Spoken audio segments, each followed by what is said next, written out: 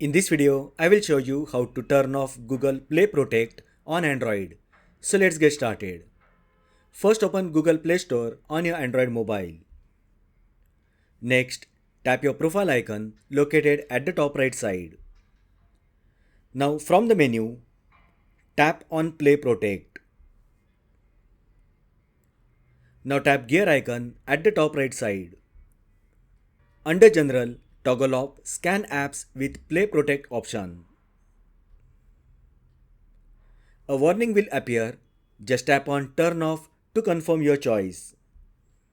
Here, for security reasons, you might need to enter your passcode. Note that disabling Play Protect leaves your device vulnerable to malware and security threats, so it is not recommended to turn off Play Protect.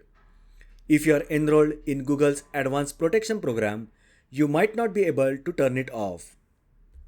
So that is how you can turn off Google Play Protect on Android. If you found this video helpful, then like the video, share with your friends and subscribe to my channel.